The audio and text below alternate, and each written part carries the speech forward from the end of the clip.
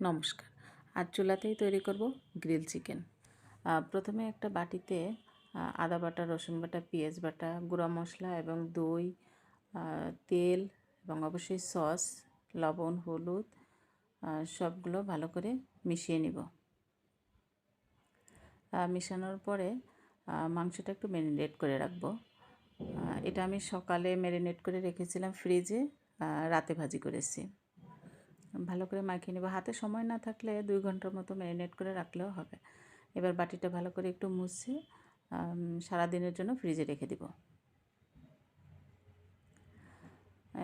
এটা রাতে ফ্রাই প্যানে অল্প তেল দিয়ে, যেহেতু চিকেনের ভিতর আগেই তেল দেওয়া আছে, অল্প তেল দিয়ে আমি চিকেনটা ঢেকে দিব এবং একেবারে লো হিটে রাখবো। লো হিটে আস্তে আস্তে ভাজবো।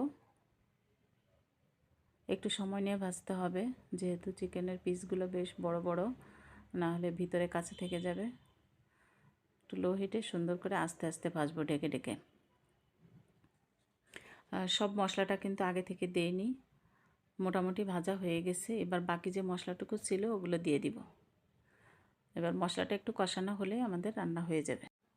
এখানে নামানোর আগে অবশ্যই একটা ছোট্ট একটা বাটিতে একটু কয়লা পুড়িয়ে ঘি দিয়ে একটু ঢেকে কয়েক মিনিট রেখে দিলে সুন্দর একটা ফ্লেভার আসে পোড়া পোড়া। আসলে আমি দিতে পারিনি, আমি কয়লার বক্সটা ঠিক খুঁজে পাচ্ছিলাম না। যাই হোক, চিকেনটা হয়ে গেছে প্রায় শেষের দিকে। কত সুন্দর একটা রং আসছে,